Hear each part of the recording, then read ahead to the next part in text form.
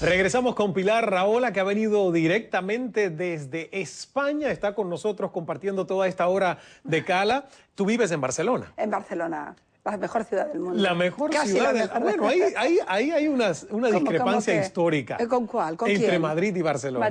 ¿Madrid? ¿Qué? Es una ciudad a 600 kilómetros de Barcelona, creo. Tú eres independentista. Bueno, yo creo que sería bueno que Cataluña tuviera Estado propio. No tengo ningún... ¿Verdad? Sí. ¿Podrían sobrevivir por sí mismos? No, al revés. No podemos sobrevivir en España. Es un desastre. Nosotros tenemos una balanza fiscal, la catalana, que la inmensa mayoría de nuestros recursos se van fuera de Cataluña. Y eso nos está empobreciendo, estamos perdiendo rating, estamos perdiendo competitividad, no controlamos nuestros recursos, no hay manera. Yo creo que Cataluña es un territorio que siempre ha sido muy pactista y muy negociador, pero está muy cansado. Realmente es el territorio más castigado de España. Y luego todas las infraestructuras importantes que necesitamos no las tenemos desde hace muchísimo tiempo. Por tanto, si tú me preguntas directamente, yo si pudiera entenderme bien en España y que mis intereses como catalana no sufrieran, hoy hablemos, llevamos mucho tiempo juntos, pero los intereses nuestros están siendo muy lesionados. ¿Por qué no podríamos tener Estado propio si hay un montón de países en Europa más pequeños? Cataluña son 7 millones de habitantes. Ustedes son el 19% del PIB de España. Español, sí. Lo produce Cataluña. Sí, señor, exactamente. Pero en cambio nuestros recursos se van permanentemente a unos niveles que son absolutamente imposibles de aguantar. O sea, nosotros pagamos más al Estado español de lo que paga cualquier lander europeo, alemán, a Alemania. Landers ricos, y en cambio nosotros no somos ricos. Y entonces este dinero que permanentemente se va, que no controlamos, tampoco sirve para crear riqueza. Sirve para una cultura de subvención donde hay una gente que pone la manita y en cambio no se ha hecho ninguna reforma ni industrial, ni agrícola, no se ha hecho nada. Entonces tienes la impresión permanentemente que los recursos económicos de Cataluña van siendo ahogados y tampoco no van a crear nada, ¿no?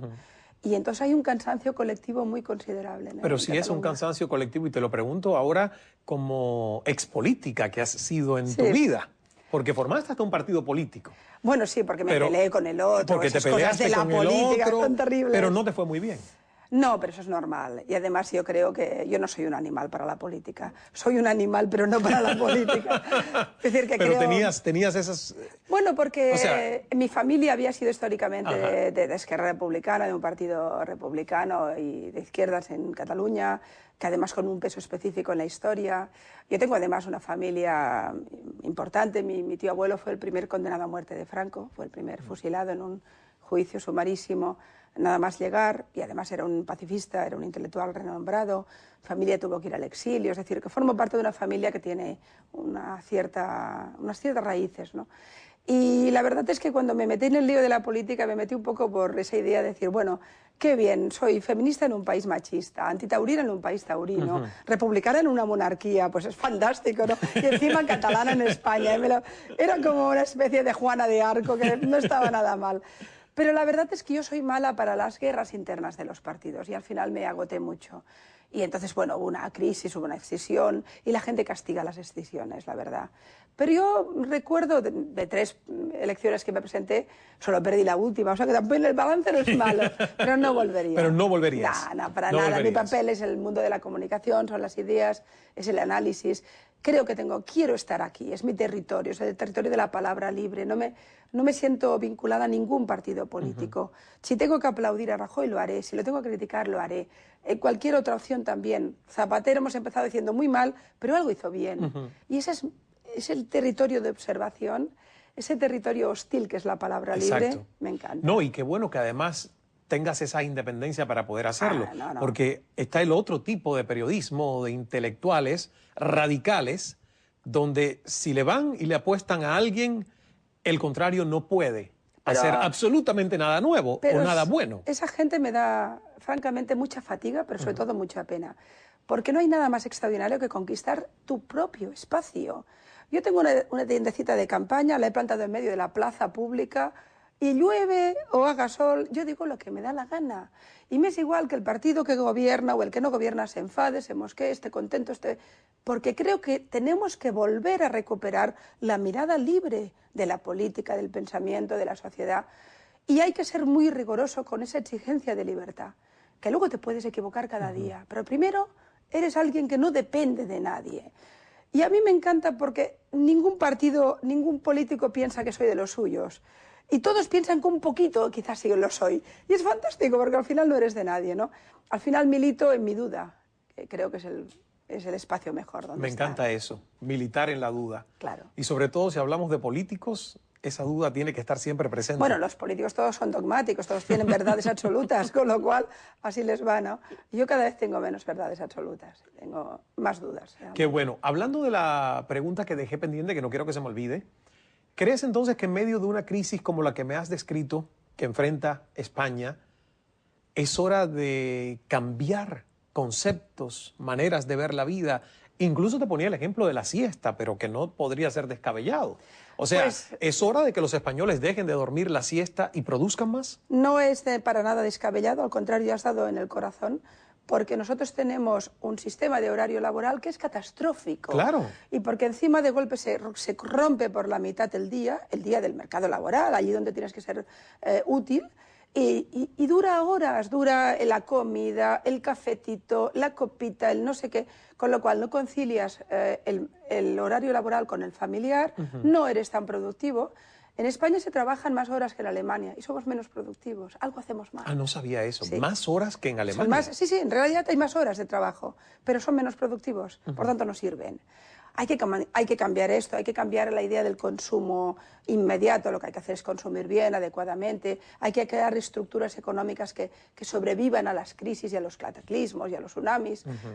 Hay que cambiar el concepto. Ahora, y hay que ser muy riguroso con el dinero público. Hablando, por ejemplo, de una de las cosas que yo he leído que a la gente le molesta bastante es que Rajoy ha dicho sí, hay que subir los impuestos, hay que recortar gastos, pero no hay que subir los impuestos. se puede más en España. España es un país que está absolutamente descontrolado en materia de impuestos. Ahora van a volver a subir el IVA en un país donde nadie compra nada. Si tú subes el IVA, castigas el consumo. ¿Quién va a comprar? La clase media, que es la única que está permanentemente con la yugular destruida, está ya pagando unos niveles desorbitados. En España el único que no paga son los ricos. La gente más rica tiene una opción que se llama los ICAP, que a partir de ahí, por ahí se escapan y no pagan. Y si además encima no pagan nada, les hacemos amnistías fiscales. Es un escándalo de España. Es decir, ¿quién paga? Autónomos y clase media, que es la que está controlada. Y esa está enormemente castigada. Subir más los impuestos. Oiga, usted quizá tiene que hacer una mejor gestión del dinero público, que lo han hecho muy mal. Y no parece, ¿eh? Pero bueno. Hablando de tantos temas que quiero abordar en esta hora contigo, por ejemplo, ¿cómo se ve desde España el tema de la nacionalización? Otros usan la palabra expropiación por parte del gobierno argentino de la empresa Repsol. Me parece un escándalo. Me parece un escándalo, sinceramente. Yo creo que ha habido aquí una... primero hay un discurso populista que me preocupa enormemente porque me recuerda a algunos discursos bolivarianos bastante nefastos desde mi punto de vista. Es decir, yo creo que Argentina, que es un país enormemente importante, que no es un país cualquiera, es un país que marca las pautas, que marca agenda, que marca, por tanto, los tiempos en muchos sentidos en Sudamérica, con Brasil y con Chile y con más países, pero Argentina no es. Lo que pasa en Argentina, si Argentina todos tenemos la gripe, muchos, es decir, esto es serio. Y de golpe tienes una presidencia que hace ya muchos años que tiene una derivada populista que a mí me preocupa enormemente porque creo que tiene que ver con valores democráticos fundamentales. Un país serio no puede hacer lo que ha hecho Argentina. No puede expropiar alegremente y cargarse la seguridad jurídica por la cara y decir que esto no importa nada y que no le importan las reglas de juego del libre mercado. ¿Esto qué es? Esto me recuerda a Chávez cuando decía este banco y este, ¿no?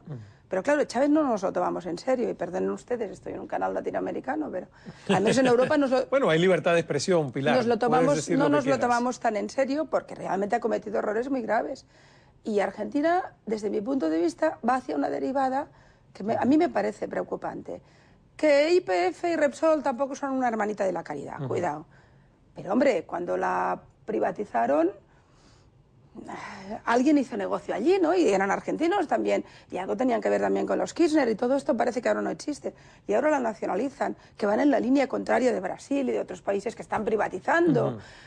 En fin, la verdad es que esto es muy preocupante. A mí me preocupa esto, me preocupa el tema del chavismo, sinceramente, porque no acabo de entender otro país importante y tan fuerte intelectualmente, culturalmente, económicamente como Venezuela, y la derivada que tiene política es incomprensible, ¿no? Se entiende, ¿no? O sea, más allá del chavismo, de la situación de Venezuela, se entiende en Europa, en España, ¿qué es la Alianza Bolivariana? ¿La Alianza del ALBA? ¿Venezuela, Bolivia, Ecuador, Nicaragua, Cuba? Cuando eso está bendecido por uno de los peores países del mundo, que es Irán, por ejemplo, como puede usted imaginarse, no entendemos nada. Es decir, uno se puede imaginar como las mujeres de Caracas, que son todas guapísimas, con unas faldas extraordinarias, cuando cogen el avión y se van a Teherán, no sé cómo deben quedar, ¿no? Es decir, ¿qué quiero decir? Estoy haciendo la caricatura, pero es un poco cierto.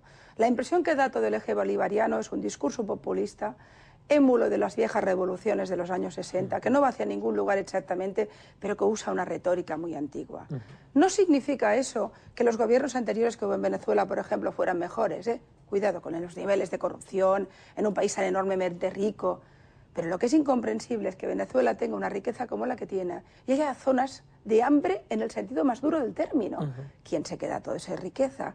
Y luego ese discurso expansionista, imperial, y luego esa alianza con los países totalitarios del Islam, las peores dictaduras, dictaduras donde te pueden condenar a muerte por ser homosexual, donde pueden lapidarte por ser mujer, donde ahora, por ejemplo, tenemos directores de cine que no pueden hacer películas de por vida o durante años. Es decir, es un país terrible. Yo que he tenido relación con mujeres iraníes que luchan por sus derechos, permanentemente silenciadas, permanentemente perseguidas, me parece terrible que alguien que se ha educado en valores occidentales, y los valores occidentales tienen que ver con la libertad o no son buenos, pueda defender estas locuras de dictaduras, siempre con el discurso antiamericano, que eso siempre sale gratis eso, ¿no?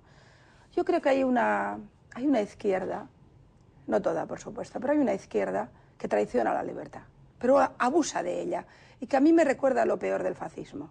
Hay un fascismo de derechas, pero hay también un fascismo de izquierdas.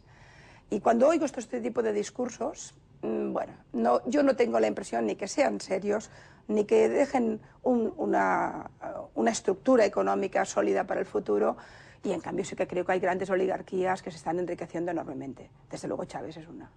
Vamos a hacer una pausa, nos vamos a publicidad. Cuando regresemos te voy a hacer una pregunta que a mí personalmente me toca porque soy latinoamericano. Wow. La pregunta es, ¿cómo ve España a América Latina? ¿Cómo ve España a los latinoamericanos? ¿Seguimos siendo sudacos? Ah, wow. Vale. Ese término peyorativo que se usa para hablar de los latinoamericanos que viven y han emigrado a España. Regresamos enseguida con más de esta hora con Pilar Rahola.